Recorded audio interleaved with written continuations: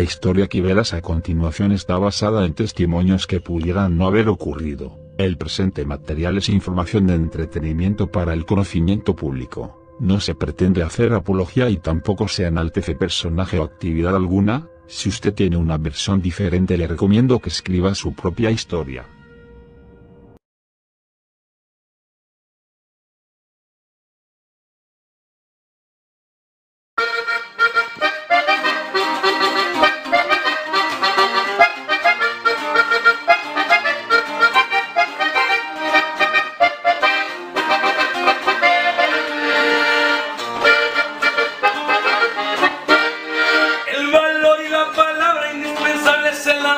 Cualidad de respetar. No cualquiera llega grande, hay envidias y hay cobardes, aquí sobran los tacuaches. La palabra es la palabra, el respeto es el respeto y hay que caminar derecho.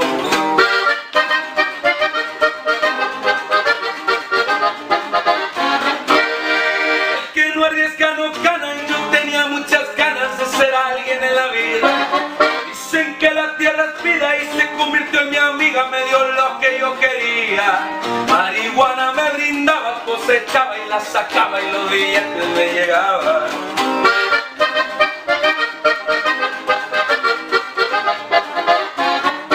Unos clientes exclusivos eran los más efectivos, cambiaban verde por verde, marihuana por billetes, buscaban a la guanábana, sabían que bien trabajaba. Yo fui Roberto Ceballos.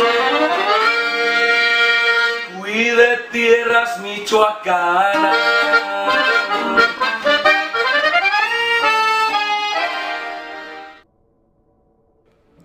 Para gallos en Tepeque. Y eso que no es Palenque, decía el compa Roberto, cuando convivía con sus amigos allá por las Californias, la del sur y la del norte que tanto billete le dio a ganar. Lo vieron disfrutar la vida, desde Mexicali, Tijuana, Los Ángeles, hasta coronar en sofisticados sembradíos del rumbo de Merced, en el mero corazón marihuanero de la costa occidental. De allá cuentan los recuerdos que las aguas del Pacífico heredaron a los gringos las mejores tierras de cultivo de toda la nación. Por esa razón la mota de California era la más popular. Todo un arte cuidar las plantas hasta conseguir un producto de primera calidad. Como para que cualquier pendejo llegara a tu negocio a darte baje. La palabra es la palabra y el dinero es el dinero, decía Roberto en tono serio cada vez que cerraba un trato, mientras acariciaba una súper fajada bajo la playera. Es por si atravesaba un marrano, decía el nativo de Tepeque. Uno nunca sabe, cuando menos piensas, salta un puerco. Ceballos Álvarez Roberto, la guanábana, fue hombre fino que le abrió las puertas a muchos principiantes en el negocio del cannabis. Su forma de trabajar dejó bien parado a Michoacán, hablando de verde como él decía. Él fue su propio patrón, aunque el mallito lo tiraba a broma, en parte tenía razón. Fue un mafioso independiente, educado con la gente y de pocas palabras para negociar. Era pues un gallo fino, como pocos se llegan a conocer. Fui de tierras michoacanas, dice la letra de su corrido. Tuve amigos decididos que estuvieron siempre al tiro en cualquiera de los casos. El Mayo, mi compa Baldo, en alegrías y fracasos, no me dejaron abajo. El güero, mi hermano el Mosco, le tocó vivir muy poco, pero como la gozamos.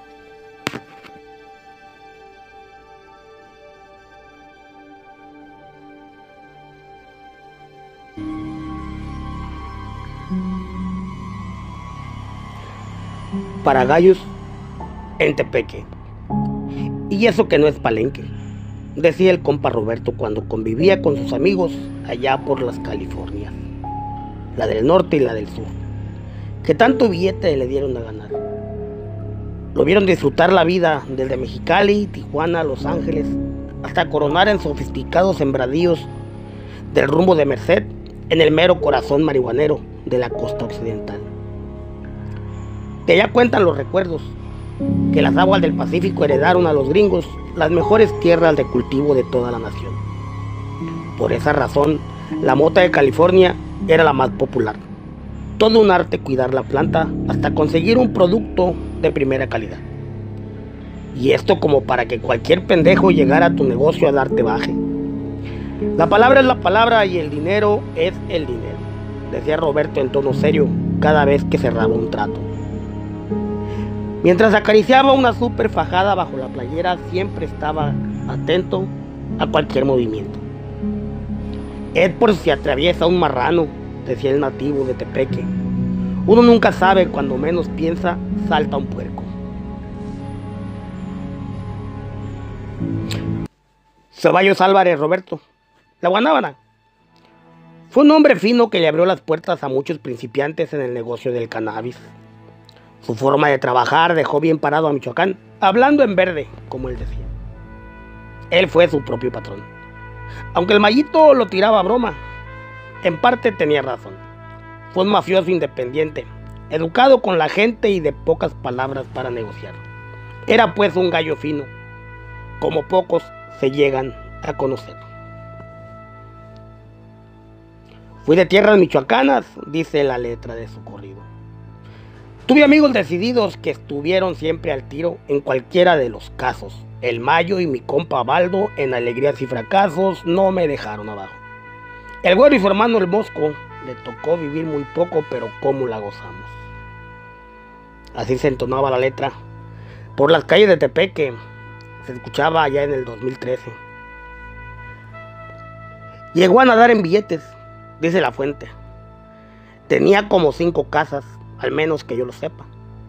Tuvo una allá por la Bell, en Atwater, otra por la Buja Road, otra allá en Fresno por la Fruit Avenue, la de North Carolina en Spring Lake, y de regreso en California, allá agarró otra por Dinuba, donde vio su último amanecer.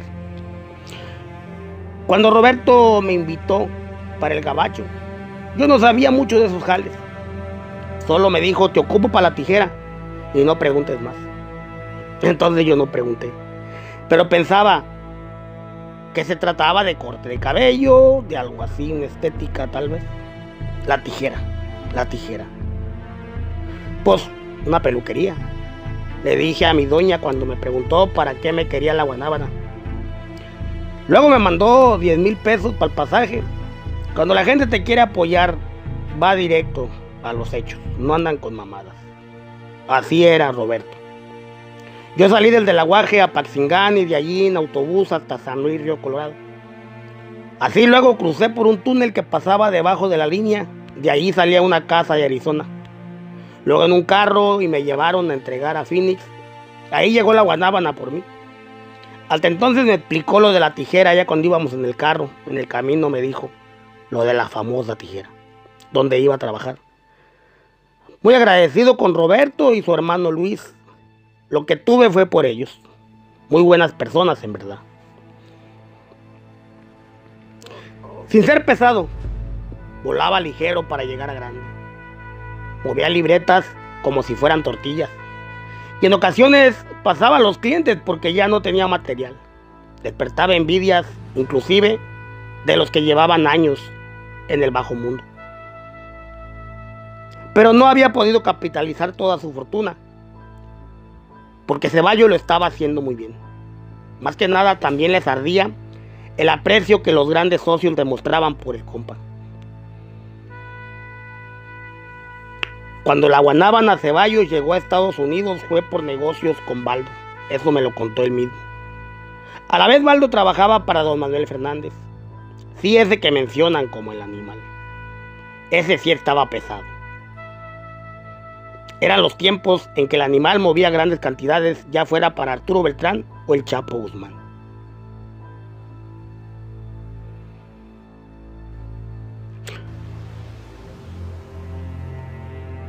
Toda esta sociedad que tenía don Manuel, a don Manuel se le respetaba porque siempre fue reservado y agradecido, pero siempre le dejaba claro que no era exclusivo de nadie.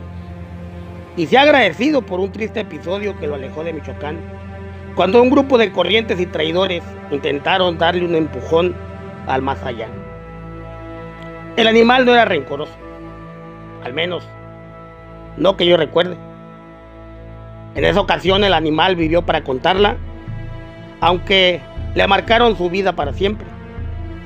En cuestión de meses del de Sinaloa, muchos de los que le dieron la espalda en su Michoacán querido se tragaron el orgullo para pedirle favores, ya que el hombre, también conocido como La Puerca, había creado una estructura que lo posicionó como uno de los socios más importantes de los Beltrán Leiva y del Chapo Guzmán.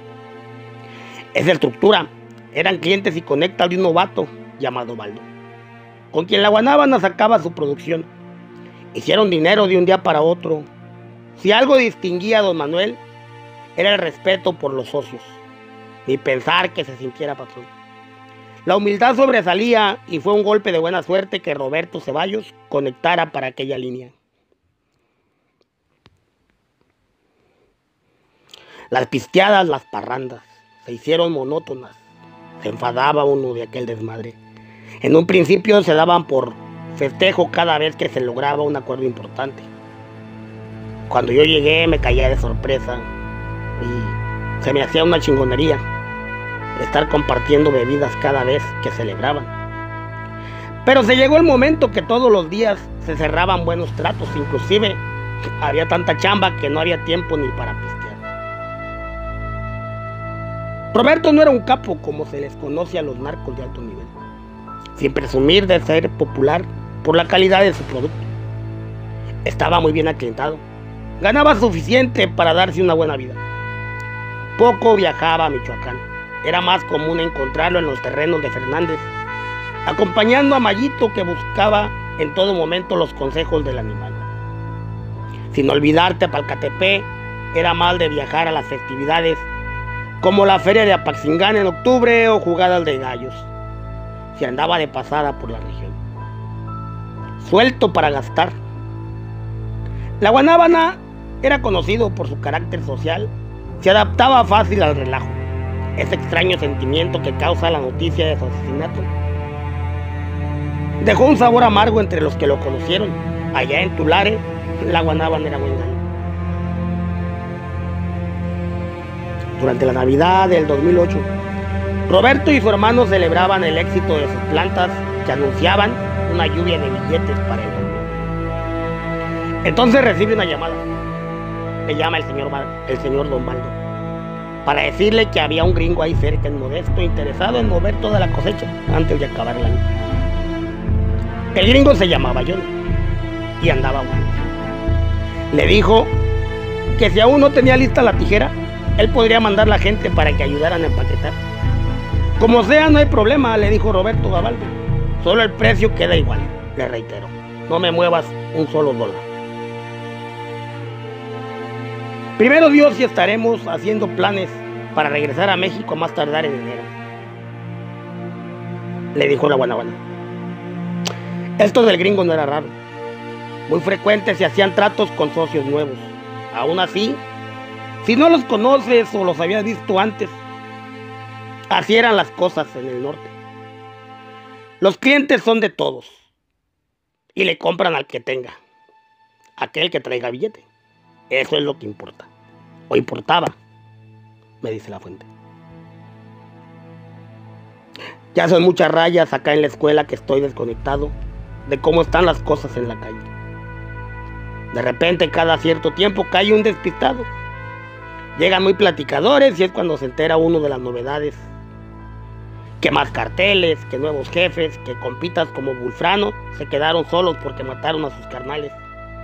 Que si los Valencia, el flaco Rosales, su hermano Lencho, que también caminó por lento. Que el de los gallos ya el don señor. Y que cosas así que se entera uno sin preguntar, pero hasta ahí nada más. El 27 de enero cita la reconstrucción de los hechos. La Guanábana regresaba a su casa y pasó a revisar su negocio. Iba con un testigo, es decir, otra persona lo acompañaba. No sé, una amiga tal vez, un hombre o mujer, no te puedo contar. Total que pasó a ver las plantas porque le habían pedido algo que llevaría después, una entrega en el Valle de Los Ángeles o algo así. Total que al llegar se acercó despacio a la cerca de madera que limitaba el exterior de la casa. Entonces notó que había gente adentro de su propiedad. Uno de los intrusos se da cuenta y le grita: ¡Ceballos! ¡Tú eres Ceballos! Roberto no respondió. Se quedó como pensando y voltea mirando hacia su acompañante. Acto seguido, el hombre le llama por su nombre y le grita que no se mueva. ¡No te muevas, Ceballos! ¡No te muevas!, le dice, mientras le apunta con un arma. Roberto se da vuelta y corre. Se apresura al exterior intentando llegar a su vehículo, mientras el sujeto le dispara sin acertar. Sin embargo, otro sujeto salió de atrás del carro y cuando Ceballos abrió la puerta, lo sorprende de lado poniéndole el arma en la cabeza y a boca de jarro se escucha el estruendo, reventándolo al instante. La víctima se desplomó sin vida, quedando boca abajo, mientras los vatos se suben a una camioneta y se escapan a toda prisa. Todo pasó así rápido, en segundos, en minutos tal vez. Algunos dicen que fue un intento de robo. En las calles se dice que fue una apagada. Yo digo que fue una ejecución cobarde, por envidias al éxito que el tepequeño tenía. Roberto murió de un disparo en la cabeza. Los oficiales del sheriff en el condado llegaron también. Llegó el FBI, muchos hasta la DEA. Porque lo primero que notaron es que además del cuerpo, él o la testigo hallaron varios paquetes de productos listos para comerciar, unos 100 kilos y un sofisticado plantío de alta tecnología. Tal vez por las prisas, los homicidas no pudieron llevarse todo. Pero hasta un teléfono se les cayó a los pendejos allí en la escapada. La movilización del FBI los llevó en cuestión de horas siguiendo una pista del teléfono hasta un domicilio en Merced County. Un grupo del SWAT fue requerido esperando enfrentar a una pandilla fuertemente armada. Con apoyo de un helicóptero y 2 francotiradores, aseguraron el perímetro. El objetivo en tierra se asomó por la ventana portando un arma de fuego. En una maniobra, desesperado, apagó el celular y cerró las ventanas con cortinas, alertando al grupo de élite que sabía que iban por él. Los elementos de reacción inmediata del SWAT se apresuraron a derribar la puerta, sacando al sospechoso arrastrando de una pata. El presunto homicida estaba debajo de una cama, donde intentaba ocultarse, pero un perro lo sacó a mordidas.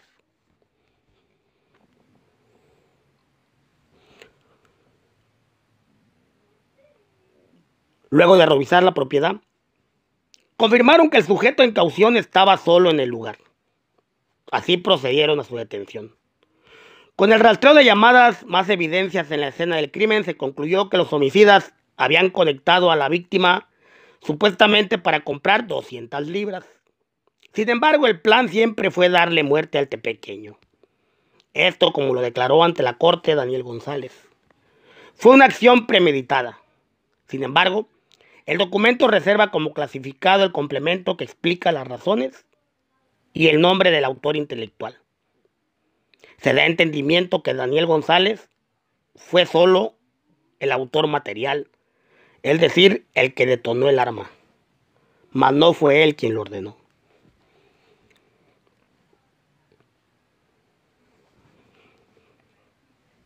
Según la investigación de los agentes que sondearon en las calles en el condado de Tulare, el caso está posiblemente conectado a la muerte de un hombre llamado Johnny, el cual fue encontrado sin vida, víctima de una sobredosis.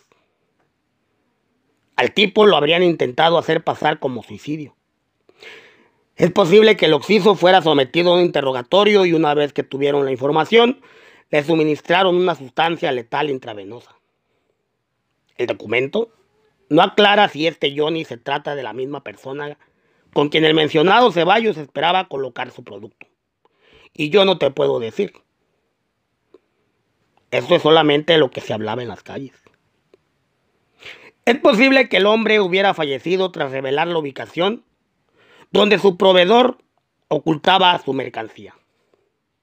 Esto ocurrió días antes al suceso, donde las unidades de emergencia se daban cita a un domicilio donde, a decir de los vecinos, que también aportaron su declaración, tras escucharse unas detonaciones, 3, 4 balazos. Un grupo de hombres salió presuroso a bordo de un vehículo que no pudieron describir. Al llegar los agentes del sheriff, encontraron al hombre sin vida. 3 personas llegaron más tarde. Eran familiares del occiso. Estos fueron retenidos para la investigación. El fallecido fue identificado como Roberto X, confirmando que era el mismo al que le decían la Guanábana.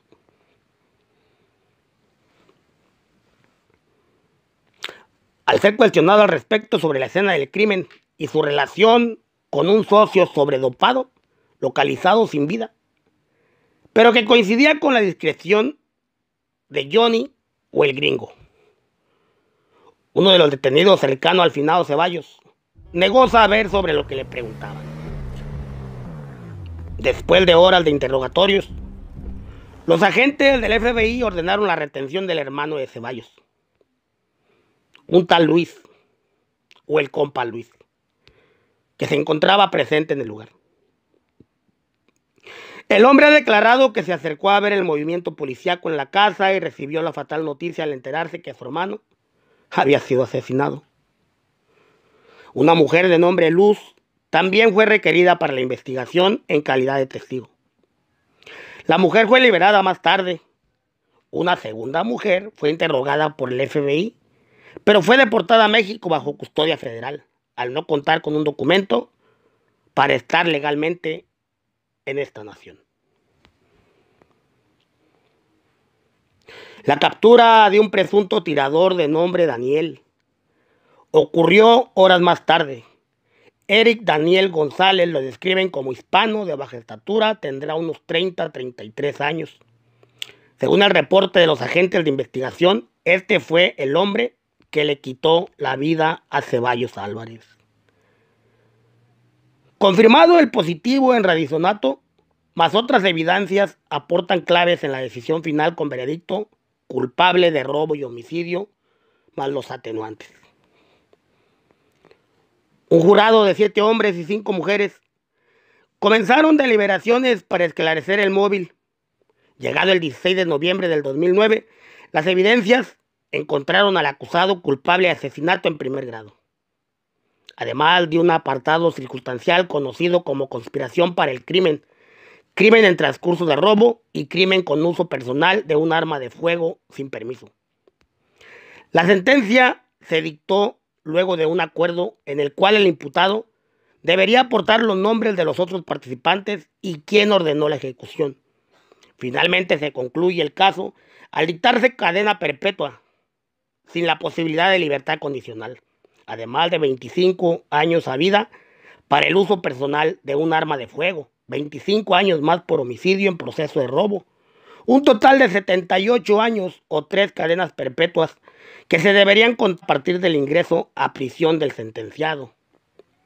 El caso fue cerrado el 17 de diciembre del 2009, con una reducción de 18 años por colaboración, sellado por el juez Kaleshian Recit. Se agradece la colaboración para la investigación y las facilidades con la fuente del fiscal del condado y el departamento del detective César Fernández. La asistencia del fiscal del distrito y el Buró Federal de la Investigación en la división y el departamento de la Policía de Los Ángeles.